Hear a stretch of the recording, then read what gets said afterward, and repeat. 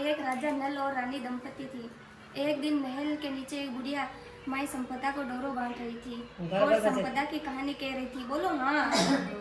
सो बहुत भीड़ हो रही थी। रानी भीड़ देखकर दासी ने बोली कि देख कर आ, नीचे क्या की भीड़ हो रही है।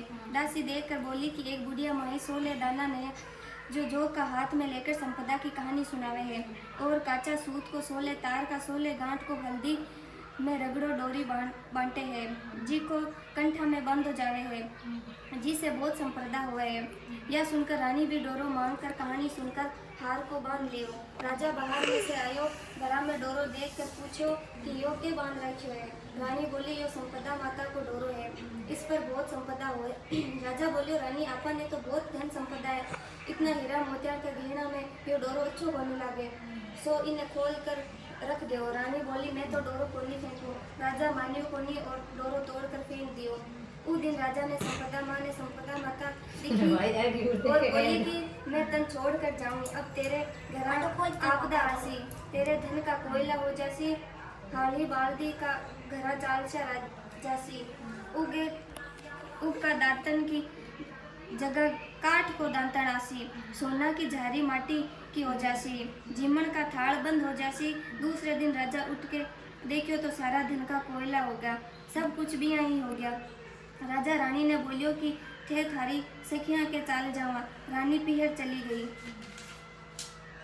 बट सब कोई बहुत बात चीत करी पर जीमण की कोनी पूछी। रानी वापस आकर राजा ने सारी बात बताई। तब राजा बोलियो रानी आपा भिको काट ने दूसरे गांव चला और एक ब्राह्मण की लड़की ने छोड़ देवांगा जी को दियो चास देसी, पानी भर देसी, झाड़ू कर देसी। राजा रानी महल से चाल लाग्या तो महल को कंगारो टेढ़ो हो गयो। आग ने तालाब पर पहुंचा। राजा दो तीतर लाकर रानी ने दिया और बोलिया कि मैं ना खाऊं। मारवाड़ी में लिखोड़ी है, इन्होंने भून कर राखियो। राजा रानी खान बैठिया तो भुनेड़ा तितर भी उड़ गया। राजा रानी आग ने आपका भाईला खाती ने घर गया। सब कोई बोलिया खाती तेरी भाई लो आयो। खाती पूछो कौन से भेष में आयो है। जना सब बोलिया कि मेला भेष में है। खाती बोलिया कि पुराण घर में उतार दो। राजा रानी पुराण घर उतर देव। राजा रानी पुराण घर में गया।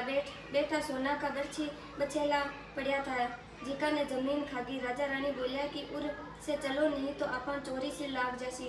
फिर आगे ने राजा रानी आपका राजा भाई ला के घर गया। सब कोई राजा ने बोलिया कि राजा तेरे भाई लो आयो। राजा पूछो कौन से भेष में आयो है।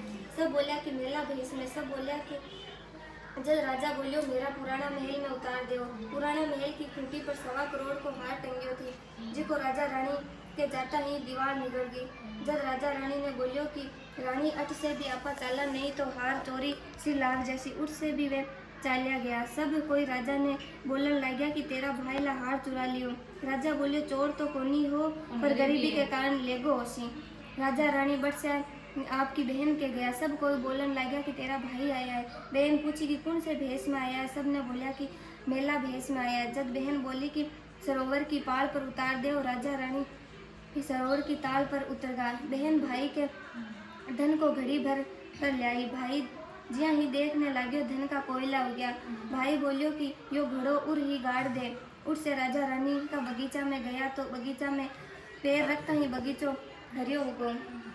माली पूछो कि कौन है तू जिसको मेरा बगीचा में पैर रखता है, बाहर बरस को सूखड़ी रही हो गए।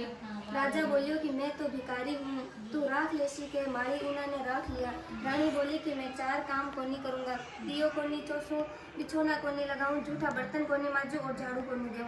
माली बोलियो कि तेरे से कुछ भी कोनी कराऊं, तू खाली फूला की माला गूंथ दिया कर। बाजार में जाकर माला और साग बेच आया कर और राजा कुएं में से पानी निकाल दिया करेगो। रानी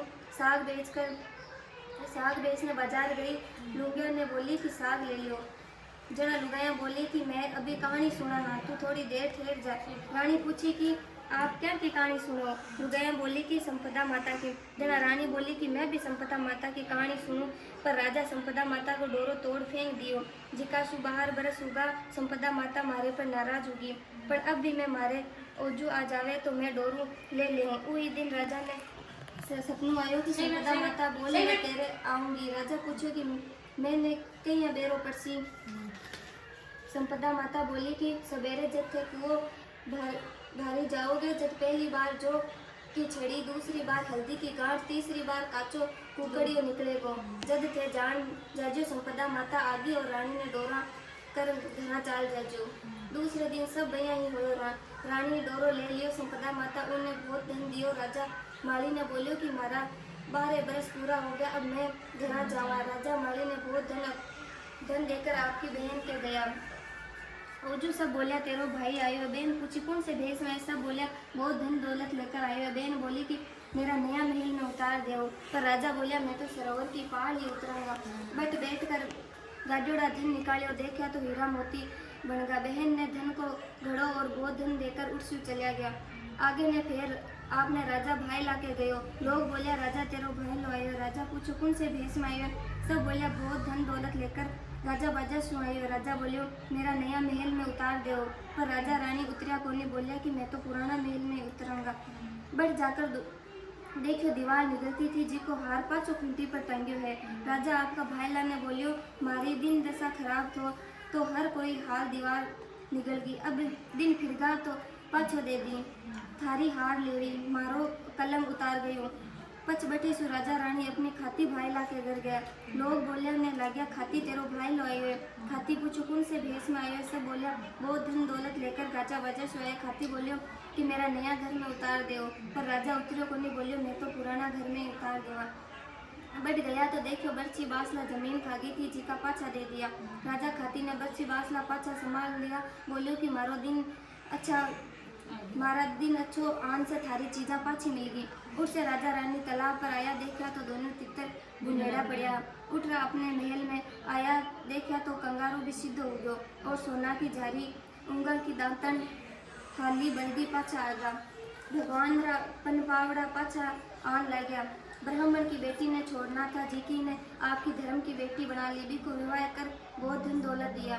पच रानी बहुत धूमधाम से संपदा माता को जन्म करो।